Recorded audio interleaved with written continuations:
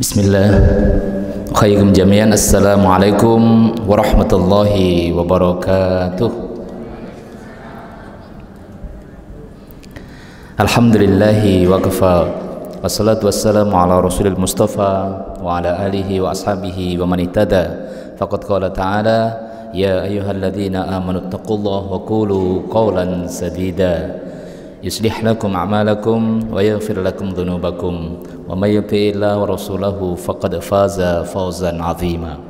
Wa qala Rasulullah sallallahu alaihi wasallam ittaqillaha haitsu ma kunta wa'ad bi'is sayyi'atal hasanata tamhuha wa khaliqin nas bi khuluqin hasanin. Hadirin jamaah, Bapak Ibu, anak-anakku dan para pengurus serta Bapak Ibu guru, kepala sekolah yang kami hormati, apa kabar malam hari ini semuanya? Sehat-sehat semuanya? Alhamdulillah. Mari kita bersyukur kepada Allah dengan bersama mengucap Alhamdulillahirabbil alamin. Allah Subhanahu wa ta'ala itu maha sempurna dan maha mengetahui hati kita semuanya. Namun Allah Subhanahu wa ta'ala juga memerintahkan kepada kita dalam rangka syukur kita kepada Allah, diminta untuk mengungkapkannya dengan memperbanyak mengucap hamdalah, yakni alhamdulillahirabbil alamin. Yang penting kan hatinya. Ternyata tidak seperti itu. Kenapa? Karena Allah masih perintahkan kepada kita untuk mengungkapkan rasa syukur yang ada di dalam hati itu dengan kalimat, dengan kata, dengan verbal. Sehingga kita harus menyatukan antara apa yang ada di dalam hati dan apa yang keluar dari lisan kita berupa kata dan kalimat, serta kemudian mesti menyatukan dengan perbuatan dalam kehidupan kita. Karenanya hadirin semuanya yang dirahmati Allah Subhanahu wa ta'ala, ayah bunda dan juga anak-anak yang dirahmati oleh Allah Subhanahu wa ta'ala, pada malam hari ini insya Allah kita akan bersama-sama mengungkapkan rasa syukur kita kepada Allah Subhanahu wa ta'ala dengan menegaskan bahwa di balik kesuksesan anak, maka sesungguhnya di balik itu ada orang tua yang hebat. Di mana ada anak sukses, maka pasti di belakangnya itu ada doa-doa dan munajat orang tua yang luar biasa. Di balik kesuksesan anak, maka sesungguhnya ada syarat utama yang harus dipenuhi sehingga kesuksesan yang dimiliki itu akan membawa keberkahan dalam kehidupannya di dunia maupun di akhirat. Karenanya sebelum kita lanjutkan bahasan kita pada malam hari ini, saya ingin memastikan ini yang siswa bisa minta tolong, ada angkat tangan semuanya. Yang siswa kelas berapa ya? 9 ya? Berapa banyak ini? Kalau saya hitung kayaknya ada berapa tuh? Ada berapa Bu? 38. Hadir semua ya? Terima kasih. Yang mohon maaf, yang orang tua dari siswa bisa angkat tangan semuanya? Yang orang tua dari siswa. Orang tuanya juga hadir semua ini Bu? Alhamdulillah ya. Baik, sebelum kita mulai saya minta tolong semuanya saja itu untuk mengangkat tangannya. Yang punya tangan kanan diangkat semuanya begini, yang punya ya. Yang nggak punya nggak usah, nggak apa-apa ya. Kemudian diputer-puter begini ya, diputer-puter begini. Oke, diputer-puter biar lemes begitu Bapak Ibu sekalian ya.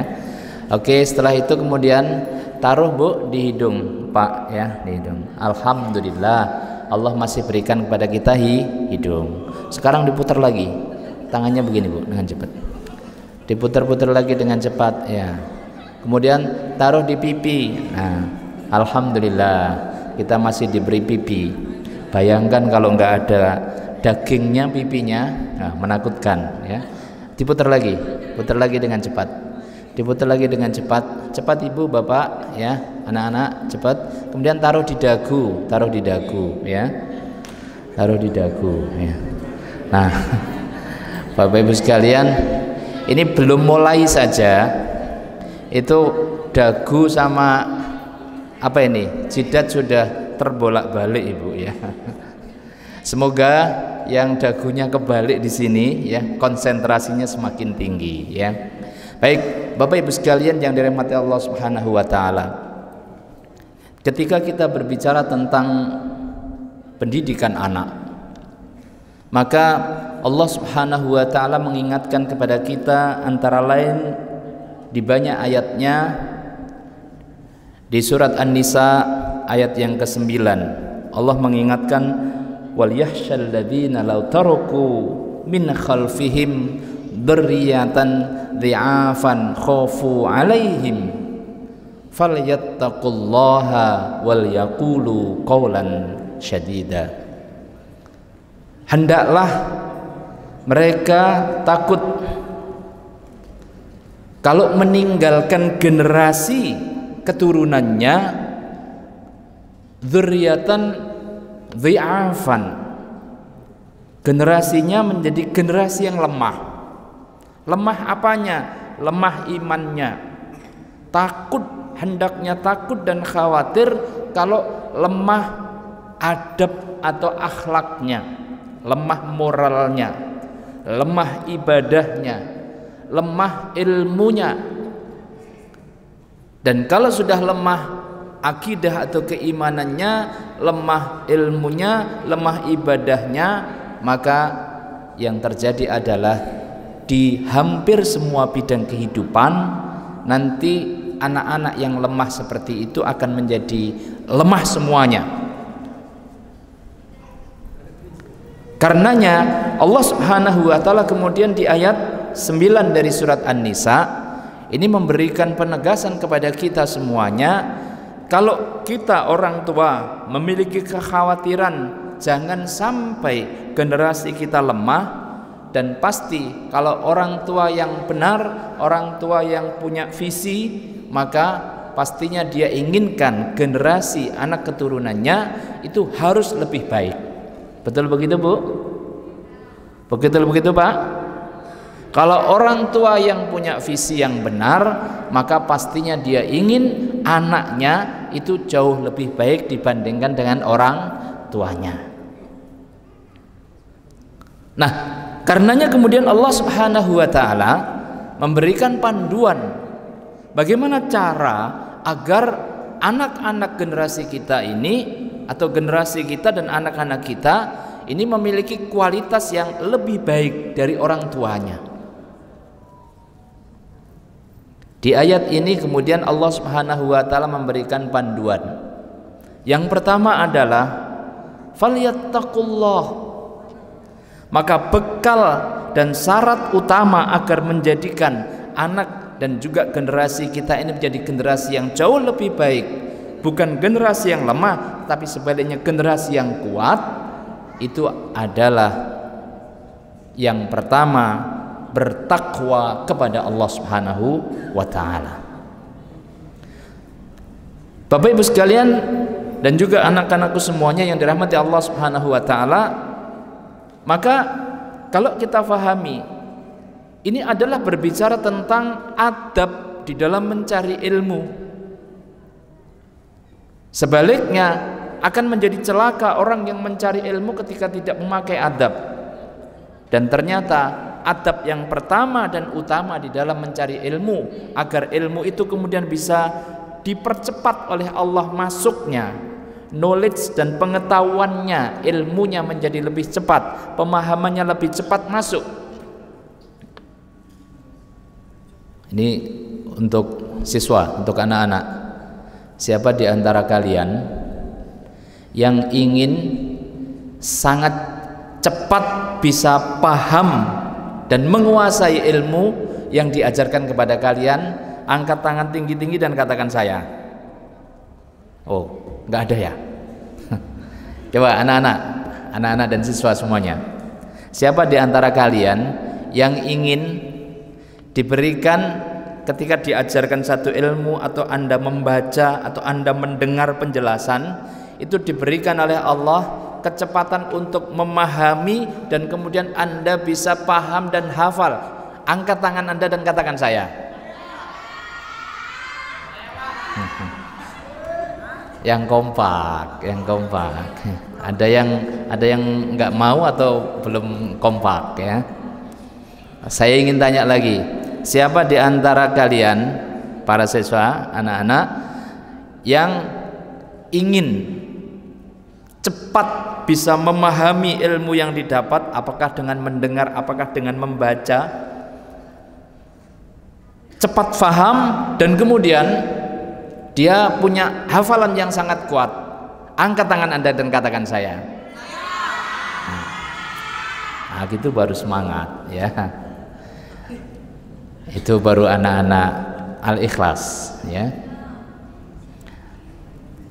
Syaratnya kalau Anda semuanya mau, dan ini hendaknya juga menjadi catatan kita semua para orang tua, maka agar anak-anak kita cepat dan dipercepat oleh Allah Subhanahu wa taala untuk bisa menangkap knowledge, pengetahuan, ilmu, dan kemudian ilmu itu bisa tertancap di dalam kalbunya, kemudian juga nempel kuat di dalam pikirannya, maka syaratnya adalah fal yattaqullah.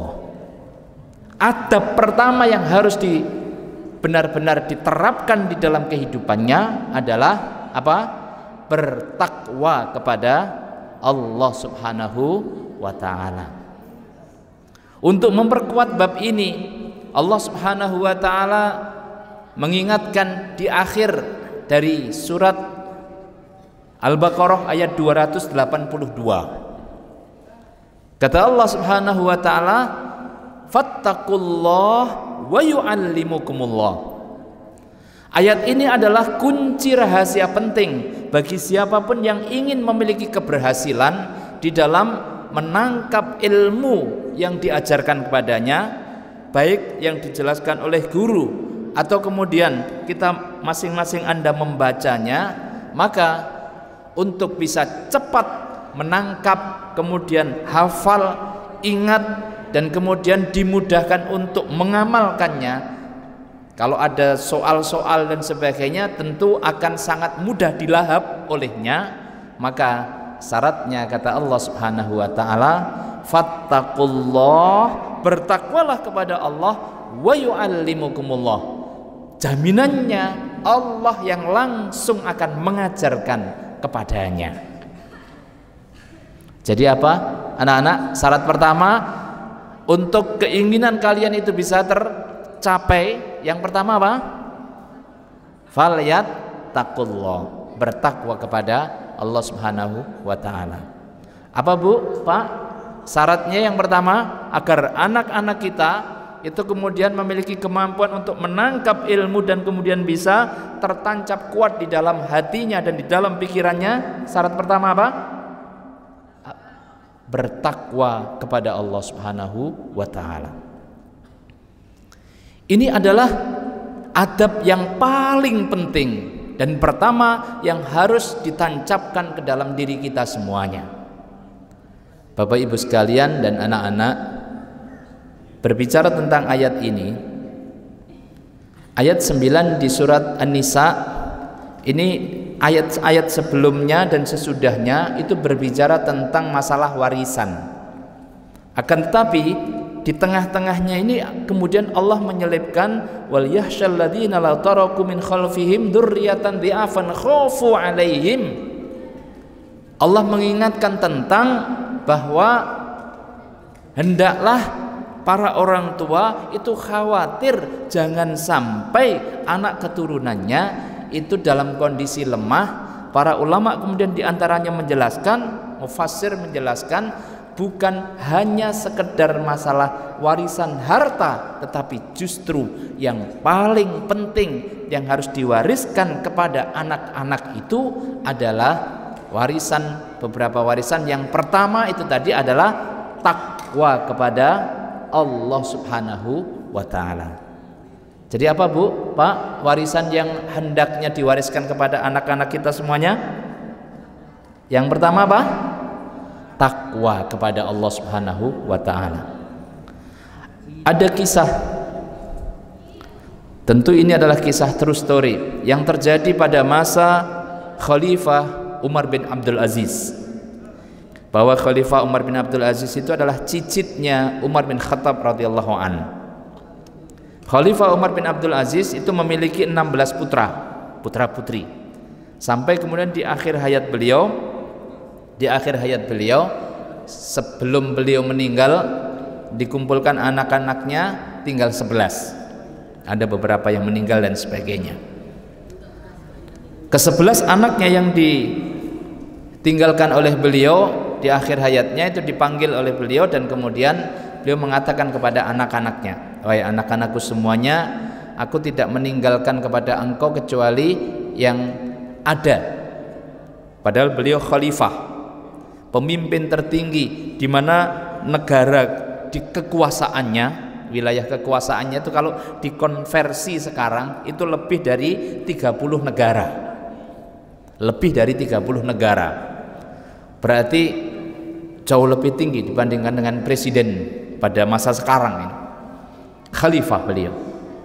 Tetapi kemudian anak-anak yang beliau tinggalkan itu ternyata warisan yang diterima ketika beliau sudah meninggal itu kalau dikonversi ke dalam rupiah itu sekitar 1 juta saja. Satu anaknya hanya mendapatkan 1 juta. 1 juta besar atau kecil Bu? Besar boleh ya, tergantung rasa syukurnya Ibu ya. Rasa syukurnya gitu kan ya. Tetapi untuk ukuran beliau adalah khalifah, padahal khalifah sebelumnya itu warisan untuk anaknya itu adalah 40 juta dinar. Itu uangnya saja, belum ada kendaraannya, ada tanah dan seterusnya untuk anak-anaknya khalifah sebelum Khalifah Umar bin Abdul Aziz.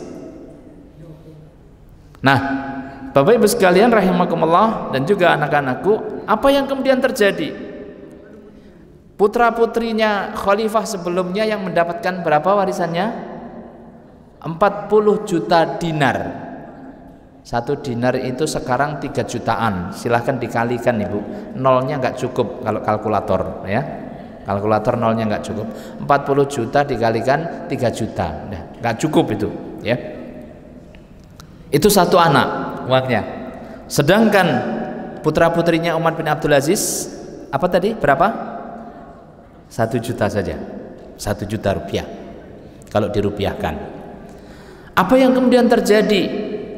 Umar bin Abdul Aziz menegaskan bahwa yang beliau wariskan kepada anak-anaknya itu adalah bertakwa kepada Allah, takut benar kepada Allah, merasa selalu diawasi oleh Allah Subhanahu wa ta'ala, dan beliau sudah menitipkan anaknya tersebut kepada Allah Subhanahu wa ta'ala.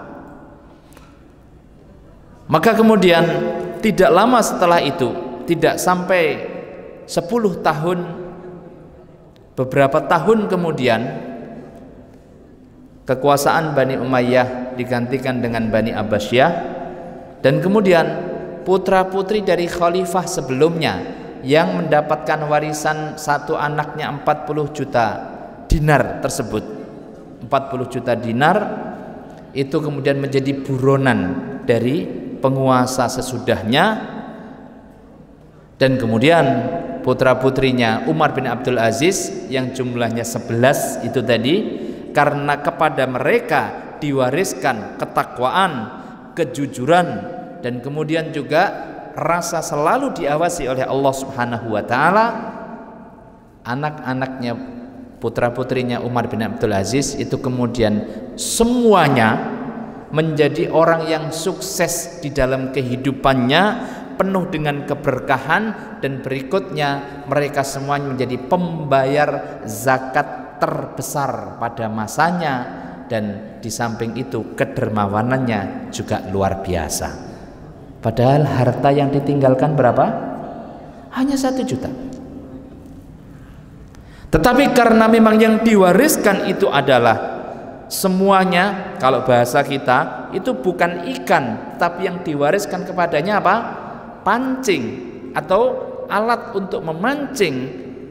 Maka sang anak itu kemudian dengan syarat-syarat kesuksesan yang telah ditanamkan dan diwariskan oleh orang tuanya, yakni Umar bin Abdul Aziz, kemudian anak-anak itu berhasil sukses di dalam kehidupannya.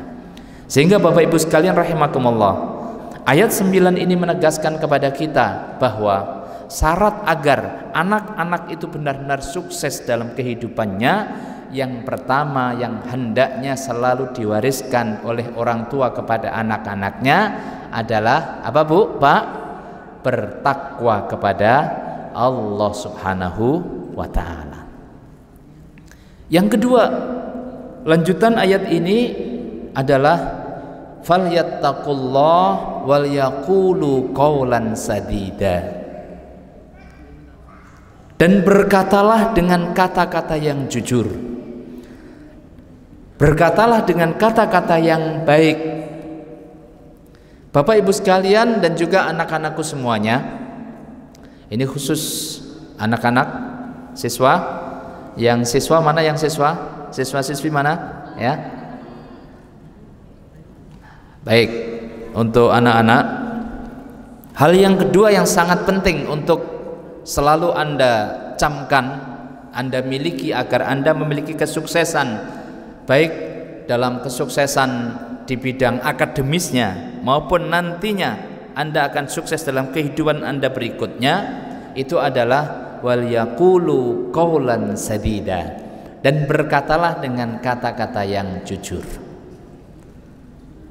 Kejujuran adalah merupakan kata kunci yang paling penting yang akan menyebabkan seorang anak bisa sukses di dalam kehidupannya. Saya bertanya kepada Bapak Ibu dan juga anak-anak, manusia yang paling sempurna di sisi Allah SWT itu siapa? Manusia yang paling sempurna di sisi Allah di dunia ini siapa, Bu, Pak? Siapa? Rasulullah Muhammad sallallahu alaihi wasallam. Beliaulah adalah manusia yang paling sempurna. Saya nanya kepada anak-anak, apa modal utama yang dimiliki oleh Rasulullah SAW sehingga beliau menjadi manusia yang paling sempurna dalam kehidupannya di dunia, bahkan kemudian nanti juga di akhirat? Apa modalnya? Modal utamanya adalah yang beliau miliki, julukan beliau dijuluki oleh semua orang, semuanya tidak ada yang menolak, semua mengakui beliau disebut apa? Al-Amin, As-Saduq dan Al-Amin, yang dapat dipercaya dan yang paling jujur, tidak pernah berbohong. Inilah kunci rahasia sehingga beliau sallallahu alaihi wasallam itu adalah manusia yang paling sempurna, bahkan bukan hanya manusia yang paling sempurna, tetapi beliau sallallahu alaihi wasallam itu adalah makhluk yang paling sempurna. Kita tahu di dalam perjalanan Isra Mi'raj, perjalanan Isra Mi'raj itu Rasulullah diperjalankan oleh Allah dari mana sampai mana? Dari Masjidil Haram ke Masjidil Aqsa, terus kemudian naik ke Sidratil Muntaha. Beliau sallallahu alaihi wasallam itu diangkat di satu tempat, bahkan malaikat yang paling utama dan mulia yakni malaikat Jibril pun itu tidak diperkenankan untuk naik ke tempat di mana Rasulullah langsung mendapatkan perintah sholat. Di tempat di mana Allah memerintahkan sholat kepada Rasulullah sallallahu alaihi wasallam, malaikat Jibril pun itu tidak berhak untuk ikut naik, menunjukkan betapa kemuliaan beliau sallallahu alaihi wasallam lebih tinggi dibandingkan dengan malaikat Jibril sekalipun.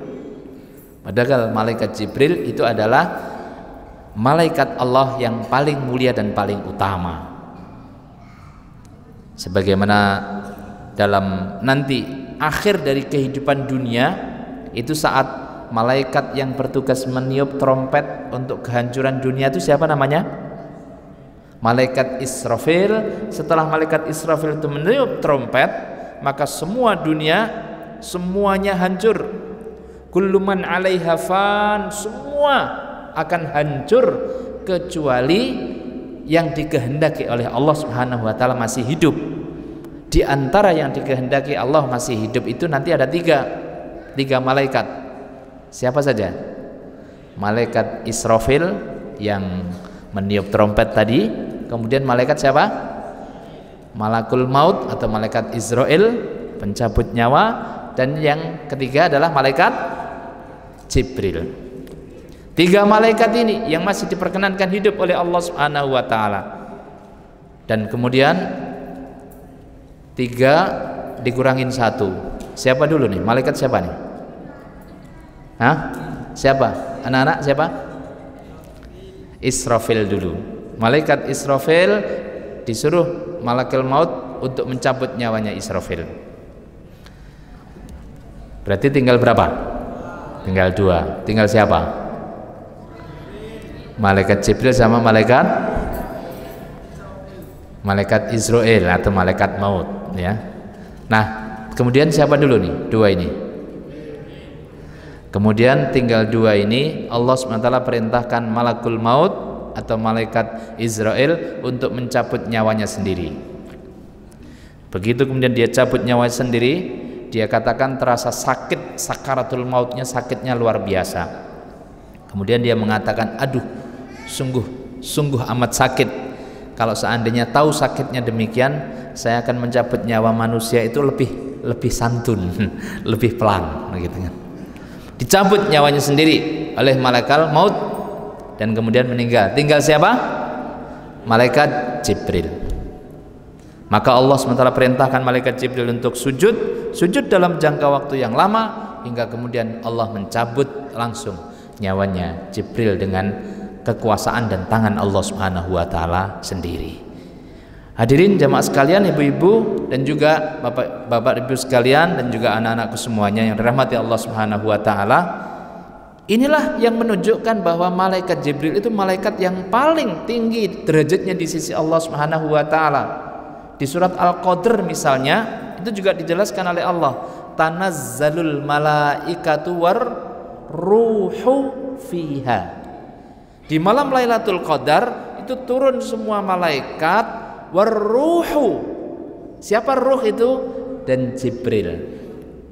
Bahkan namanya disendirikan dibandingkan dengan para malaikat yang semuanya turun di malam Lailatul Qadar itu, dan kemudian Jibril pun juga turun di setiap Lailatul Qadar.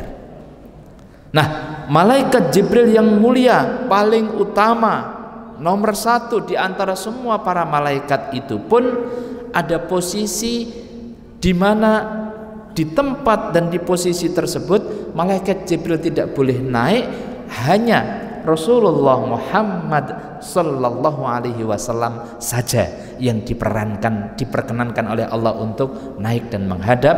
Dan pada waktu itulah kemudian beliau mendapatkan perintah sholat berapa waktu? 50 waktu. Kalau 50 waktu sehari 24 jam berarti berapa sholatnya? 1 jam itu 2 berapa sholat, iya kan?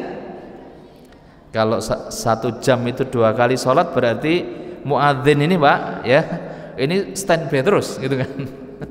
Begitu selesai sholat sebentar lagi adzan lagi, begitu kan? Masya Allah, ya.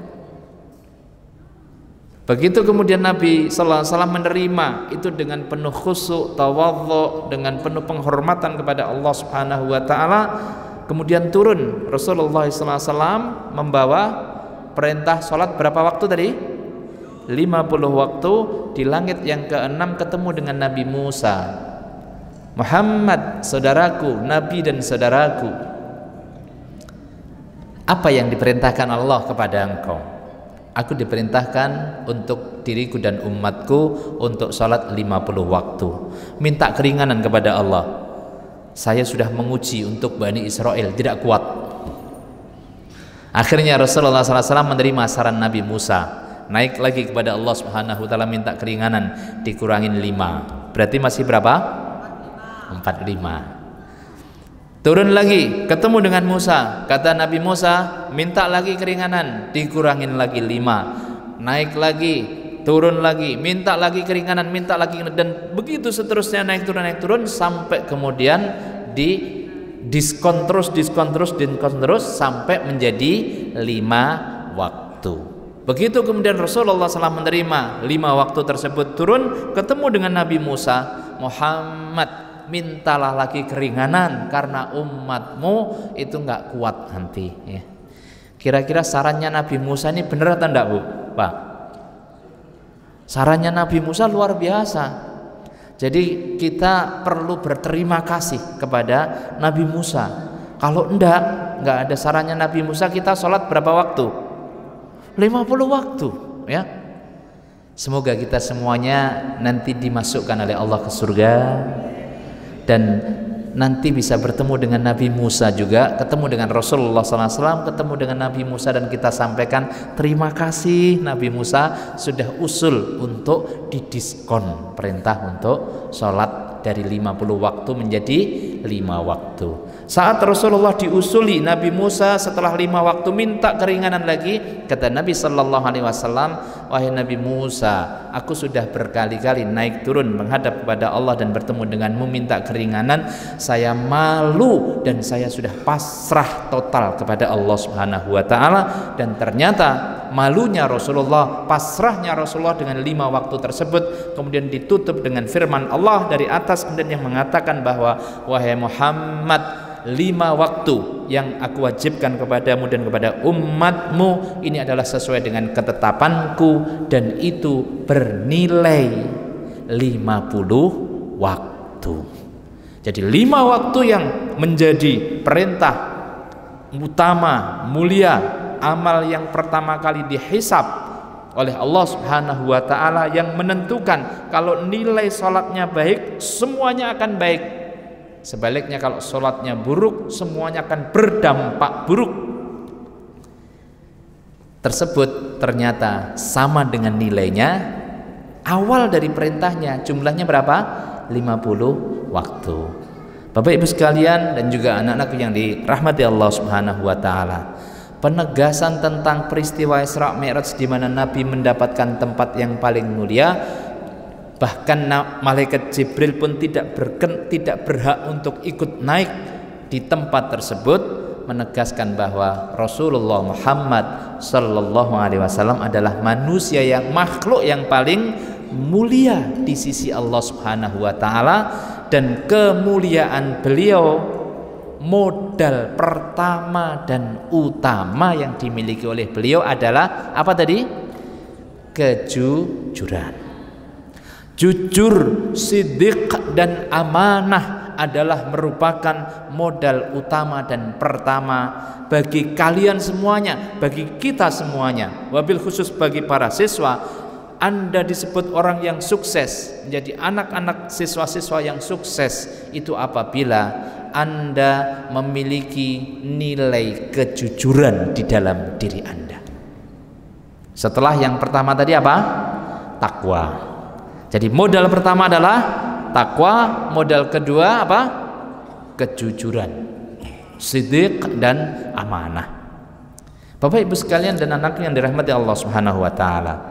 Kemudian ada modal yang ketiga yang harus kita tancapkan di dalam diri kita dan jangan pernah kita lepaskan dalam kehidupan kita, agar kita semuanya, anak-anak kita dan juga kita semuanya menjadi orang-orang yang sukses di sisi Allah Subhanahu wa taala, termasuk ketika mengerjakan dan menjalani ujian-ujian dalam kehidupan. Karena memang hakikatnya kehidupan ini adalah ujian. Kehidupan kita di dunia itu ujian. Ada dalilnya Ustadz, Allah tegaskan di surat Al-Mulk atau di juz Tabarok. Juz berapa nak? Surat Al-Mulk itu di juz berapa? 29. Di ayat yang kedua, Tabarakalladzi biyadil mulku wa ala kulli syai'in qadir. Lanjutnya apa? Alladzi khalaqal mauta wal hayata liyabluwakum ayyukum ahsanu amala. Dialah Allah, zat yang menciptakan kehidupan dan kematian di dunia. Untuk apa? Liyabluwakum, untuk menguji kalian. Jadi keberadaan kita semua di dunia, manusia di dunia, dan juga anak-anakku semuanya, Bapak Ibu sekalian dan juga anak-anakku semuanya, kita semua di dunia itu hakikatnya untuk menjalani apa? Ujian. Menjalani apa? Ujian.